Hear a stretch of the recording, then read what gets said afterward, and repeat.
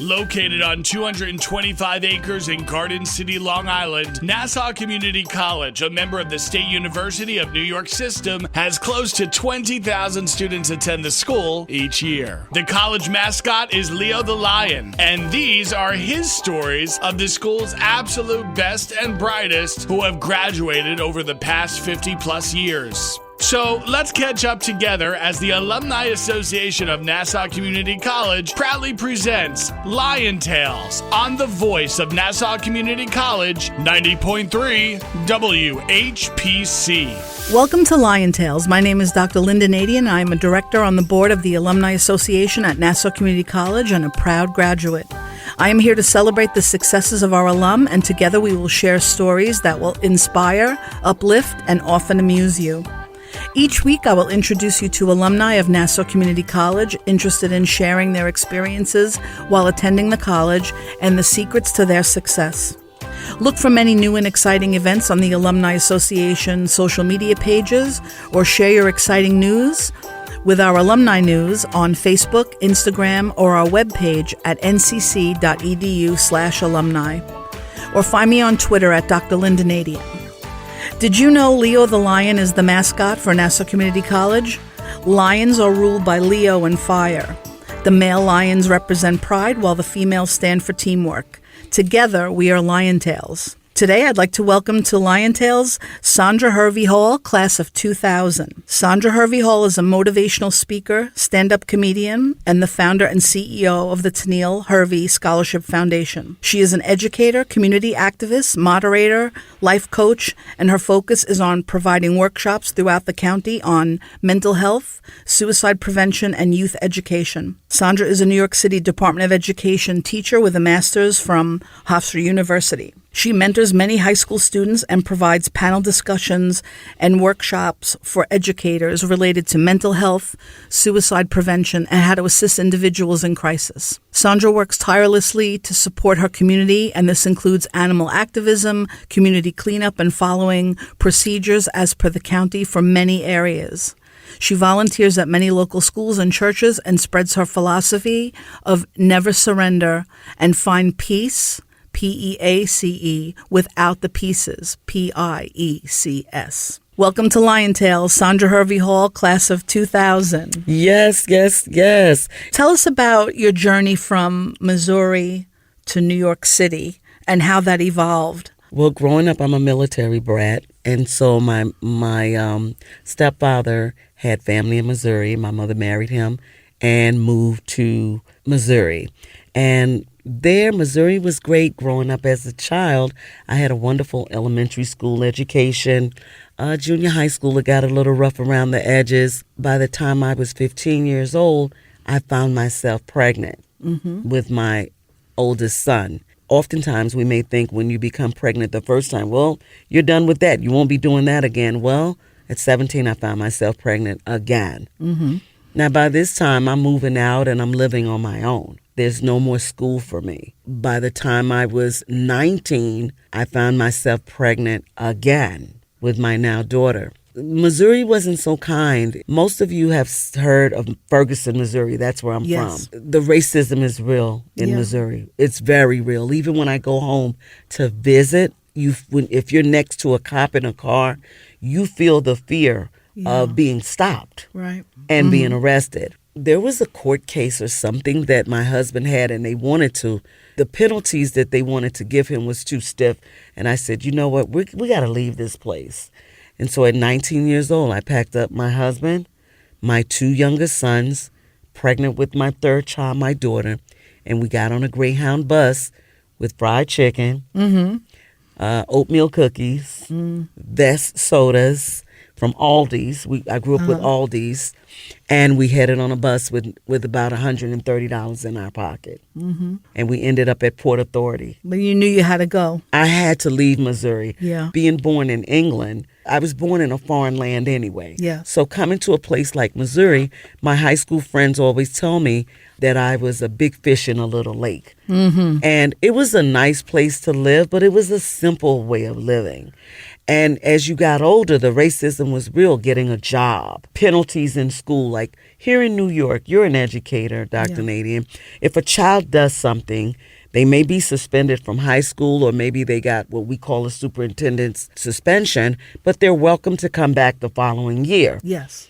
In Missouri, there's no such thing. If you got kicked out of school, you were kicked out for the rest of your high school years. Yeah, so there's no correcting of the behavior. There's no restorative justice. Here we try to restore. You can't be held accountable forever for one incident. And things that you did, even the law doesn't hold you accountable. Yeah, there's an age restriction. The goals are to bring students back into the school and to make sure that we're keeping an eye on them so that those things don't happen again. Right, but see, you're a New Yorker, aren't you? Right, exactly. You're so, I know we think very differently. You think very differently. It's a wonderful, and then of course, Missouri is a Republican state. New York is very Democratic, even though we live on Nassau County.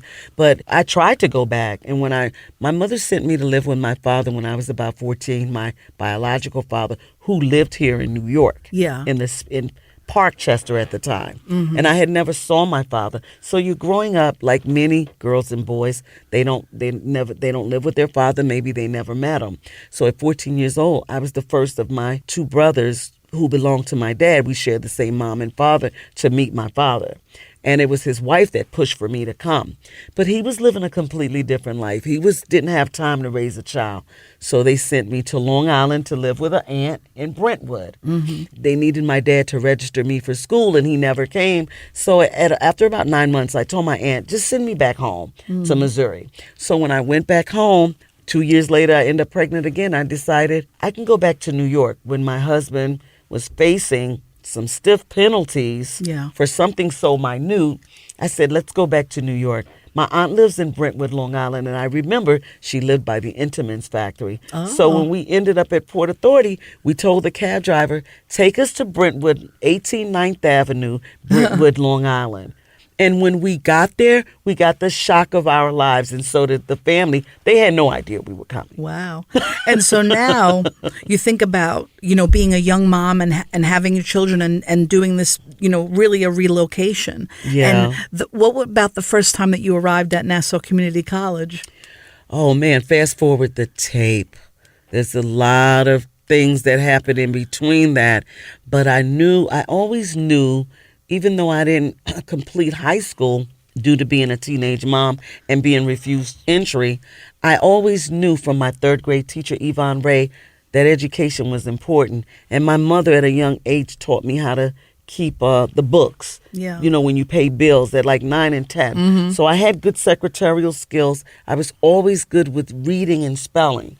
So I wanted to go to school, and God bless me, where I lived right across the street from Nassau Community College.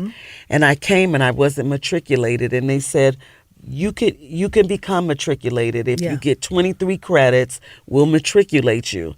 That's the good news. The bad news is that you don't qualify for financial aid as a non-matriculated student. Okay. You have to pay out of pocket. So I took every credit card and every dime that I had and threw it into my education. It was the best experience, and the first time I had experienced a college campus, and it was wonderful. Everything about Nassau Community College was wonderful. The professors, the atmosphere, the learning experience. Professor Juanita James, phenomenal professor.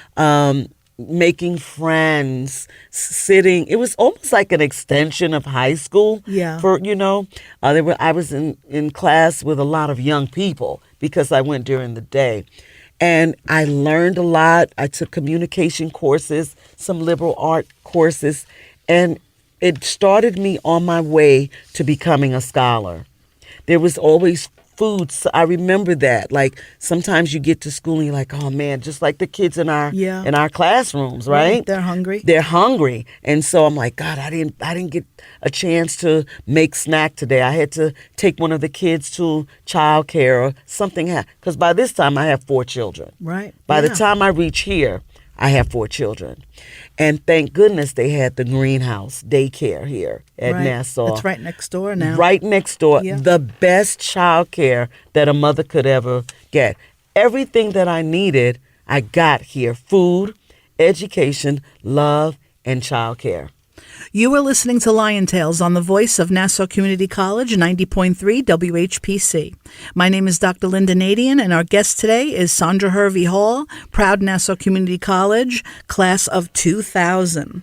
So going back to some of the favorite courses that you had and memorable professors, you as a motivational speaker also now speaking about your past and what you've done and being a young mom and raising your 4 children, how do you try to hope to inspire young mothers and making sure that maybe the field of education and moving into any type of field is going to work out for them? Because a lot of times we think, no, it's just not going to be for me, but it can be. You know what, Dr. Nadien? The hardest thing in the world is to be your own cheerleader. Mm-hmm. Because you have to be the master of your own ship. There's no one when you wake up in the morning telling you, get up, you can do it, let's go, you can do it. You have to tell yourself, I can do this. Yes, I can. If I had a philosophy that if I could see it, I could dream it, I could be it. And I had a strong belief in the Lord. I knew that what New York had done for me, that everything that I had strived to do came to fruition. And women, I want to inspire women all over the world, in New York, in America, that as grim as things may seem, and things get really dark sometimes, right, they do. We don't know how we're going to pay our rent, how we're going to buy food. You don't have money for gas. You don't have money to pay the cable bill to keep the computer on. You may not even have a computer. And things seem very grim, but you have to keep hope when you're hopeless. You have to, if you don't have anywhere else to turn, always look up to the hills, look up to the heavens, look up to the trees and know if they can bloom and grow, that there's something higher than us that's guiding us through this universe. And I just believed strongly that I could do it, because one thing that my Jamaican mother did give me was strength and endurance. And she hated laziness. Right. That's what, you cannot be lazy. You can't be. You cannot be lazy. You really got to do for yourself. You got to do for yourself. You got to serve yourself. You do. You can't be lazy. Nope, absolutely and not. a lot of times people, when they don't make it, laziness, my mother said, is a disease. Yeah. I think it can cripple people because debilitate you. You know, you can't keep saying, well, I'll do it tomorrow, There's so many opportunities, I think, that we might miss. Right. Because we're not thinking that we actually can do it. You know, we want to manifest our destiny, which always sounds like it's cryptic and it's not really going to happen. But we've seen people that we know that it is happening. I like that, cryptic. That's very true.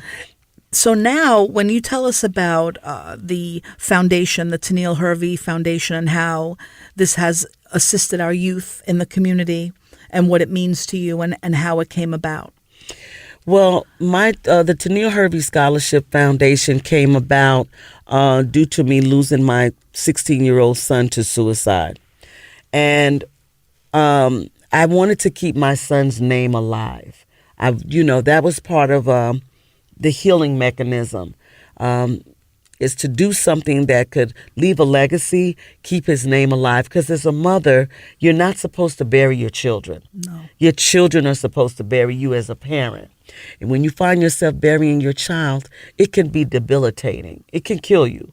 It can cause you to give up on life, to give up on God, to give up on living. But because I knew that I had favor in spite of. Yeah. I understood that the sins of the forefathers always comes back to revisit the third and the fourth generation. I understood that. Mm-hmm. And because I understood that gave me the fortitude to get up. People say to me sometimes, I don't know how you wake up. I don't know how you get up and get dressed. And how do you manage to look so fabulous every day? You don't have to look like what you're going through. Right. You have to get up. There's only God knows what we go through when we wake up in the morning. Yeah. But I wiped my tears, dried my eyes, made my peace, and said, I got to get up and get out of here. I have a plan. I got to go see Dr. Nadien today. Yeah. In spite of us having a nor'eastern warning here in New York Right. for torrential weather, I had to make it back to Nassau Community College here today. I didn't give up on that.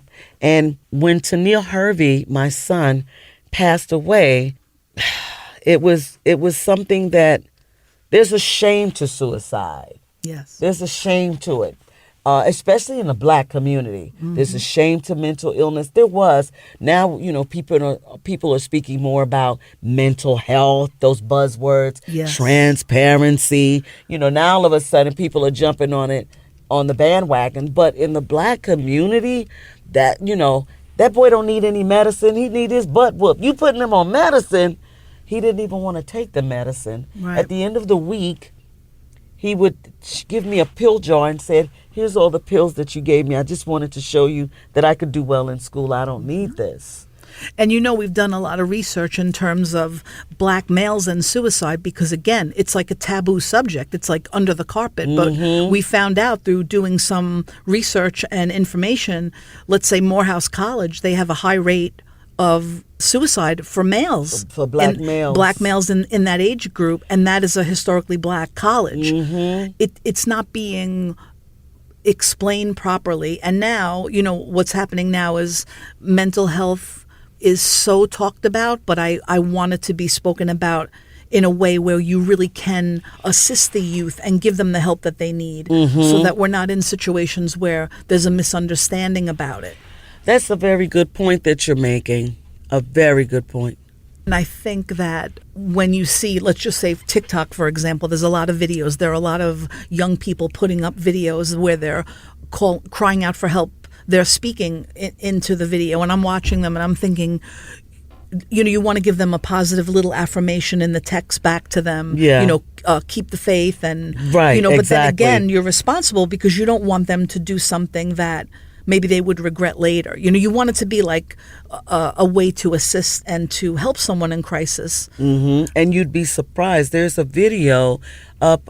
There was a video of a little Jamaican boy about 13 or 14 years old in Jamaica, and he made the video, and it's gut wrenching. It will break your heart to hear it, but he made a video explaining that he tried to commit suicide. He's in a car, and he said, I tried to commit suicide, and it didn't work, but they're not going to find me next time. Next time, they're going to find me. This time, it's going to go, and I'm making this video to let everyone know. I don't know whether or not that's an Indian accent, a Jamaican accent. It's a combination. It's a combination. Jamindian. Yeah, Jamindian. And he said, and I'm going to tell you the reason why I do it. I do it because me can't do nothing right. Everything me do, my auntie said, everything is me dance, me not smart, me can't read and write properly, me can't do nothing right. And that's very true. There's different reasons why people commit suicide. Yeah. Clearly, there's some mental health things going on. Sometimes it's a combination of paranoid schizophrenia and bipolar. Sometimes it's due to a breakup. Sometimes a lot of suicides come from that when you're going through a crisis, an acute crisis, which means immediately, there needs to be help. Sometimes there may be no signs, right? But there's always signs. Yeah. There's always signs. Yeah, like hindsight's 2020. You could go back and say, "Oh, I think I noticed this. I noticed that. He wasn't taking a shower every day. Exactly. Or he was giving away possessions. Or he drank the Bacardi that I bought for a Christmas gift, half of the bottle. Yeah, and that the signs that is not characteristic of like their normal personality. Exactly. Or and Nenniel was an honor student as well, and he didn't care. He started failing just because he wasn't doing the work, and that's definitely a telltale sign when you have a child that doesn't want to cooperate and do schoolwork. Nenniel had problems as early as 3 years old in the greenhouse. Yeah, they showed themselves pushing a kid, as they get a little older, 4, 5, 6, 7, 8 years old, not listening in school. Those are big telltale signs. When you have behavioral problems in school at an early age, they can lead, as the doctor once told us, little problems now big problems later. Absolutely. You are listening to Lion Tales on the voice of Nassau Community College, 90.3 WHPC. My name is Dr. Lynnda Nadien. Our guest today is Sandra Hurvey Hall, proud alum of Nassau Community College, class of 2000. Now, one of the things that people know is that you are a stand-up comedian. Yep. And your stage name is Hottie Toddy. It's Patty Waddy now. And now it's Patty Waddy. So we're gonna looking like the Pillsbury Doughgirl, when brown sugar. We both love comedy. We both laugh. We both have crazy thought process, crazy sense of humor. But exactly. Comedy to me, saves. Man, comedy is. What's your next question? How did I start in comedy? How did you start in comedy? Got divorced from that husband that I was with from 17 years old. We was together for 16 years old. I lost 37 pounds. I had a mortgage and 4 kids living on Long Island, and I used to go to comedy shows every Thursday night at Naki Saki's with Drew in Hempstead. It was a Chinese Jamaican restaurant. Drew Frazier was the host, and I used to go and see all the big names. I remember Leslie Jones. Leslie Jones being there when Leslie Jones was going through some trials and tribulations. I remember all of the big names would come there. And so my friends and I, they would say, Sandra, you can do that. You could do that. And I would get sick and tired of hearing the males talk about women so bad, how, the physical features, the weight. And I said, you know what? I'm gonna get up and I'm gonna even the playing field. And I spoke to Will Sylvester. He was on the show once, and Freddie Ricks. And Freddie Ricks had encouraged me, sure, you could do it. Will said, come to Boston Comedy Club on Sunday and I'll give you 3 minutes. And so I went with no script, no rehearsal, no concept of premise, punchline, any of that. I just went and thought that good looks and I could speak articulately enough. I was good with words and that was going to work for me. Got to the Boston Comedy Club, looked wonderful, and all I heard was crickets. As quiet as this room is right now. They didn't boo because I looked so great, right? And the ride home with my then best friend, Cheryl the Pearl, who was I always took beautiful women with me so that I could get on stage. I had a group of the finest women in the world, from Asian to Hispanic to African, and they were beauties. And that helped me. They gave me support. Remember, I'm a young woman going like I'm this great, but I had the confidence of Oprah. Yeah. I had confidence, and that's what you need when you get on stage. And the ride home was gruesome. And I remember Cheryl the Pearl saying, you have to talk about how you told your husband to get out, and you packed all his crap in a bag. And when you went to the kitchen, he was in the kitchen cooking pancakes and eggs for the kids, refusing to leave. Those are the stories you have to talk about. And I went back. And I did well. And I still, for many years, didn't like practicing a set routine because in comedy, you have to have a set. And I'm a person that just likes to talk off the cuff. Yeah. You can't do that because people are going to remember you by your set. I didn't realize that there was a formula. It took me 23 years to really understand that there's a formula to comedy. Yeah. And now at the ripe old age of 21. Yeah.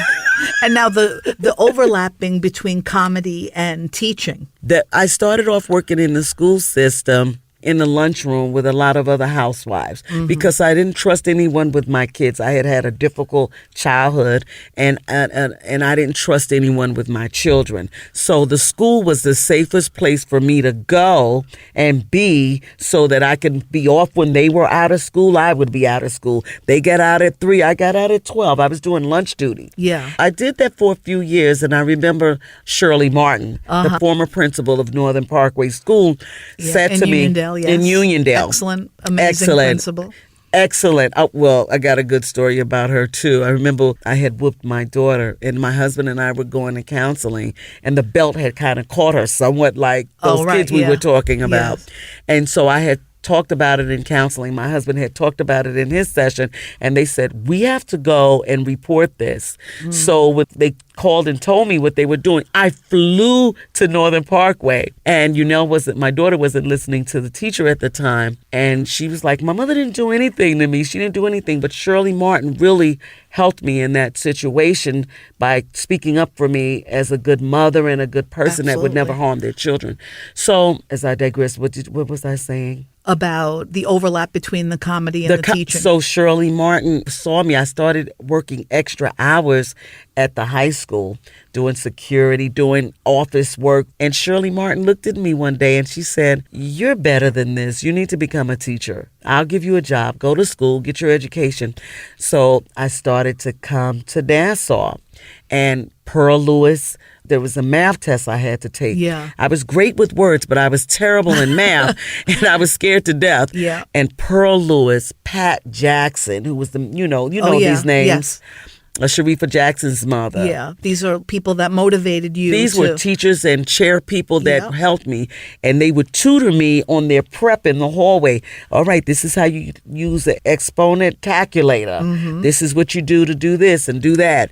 I came back and I took the test and I passed. Wow. And that allowed me to get into classes and to register and to become a student at Nassau Community College. I was still working part-time, but I was working towards becoming a teacher. So then you had to have so many credits to be a teaching assistant. Yes. So I got those credits to become a teaching assistant here at Nassau.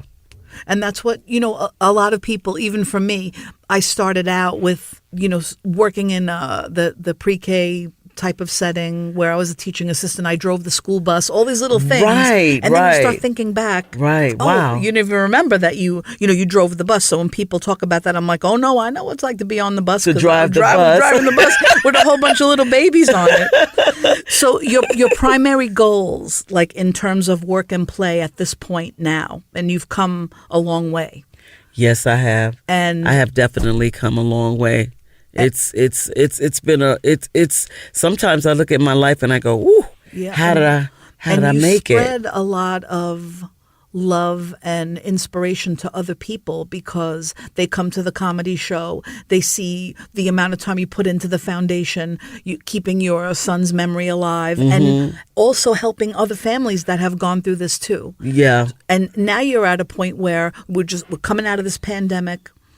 The mental health is a hotbed for understanding. Exactly. And how are we really going to understand this? You'd be surprised. To prevent. You'd be surprised, Dr. Nadien, at how many, when I was selling the cupcakes, at the high school, at Uniondale High School, as part of my fundraising, how many parents or women telling me their stories of how their family members, someone passed away from suicide. Right. I would like to thank our guest, Sandra Hurvey Hall, proud NCC alum, class of 2000. How can our listeners contact you? They could contact me through sandra.hall18@gmail.com, or you could reach me through Facebook, Instagram, and Twitter at Hottie Toddy. Hottie Toddy. Even though I'm fatty waddy now until I get this weight I would like off. to thank our guests today. My name is Dr. Lynnda Nadien. I serve as a director on the board of the Nassau Community College Alumni Association, and I am a proud alum. Lion Tales is also available as a podcast on iTunes, Android Podcasts, and Spreaker. More information is online at nccradio.org. Thanks for listening to Lion Tales here on the voice of Nassau Community College, 90.3 WHPC.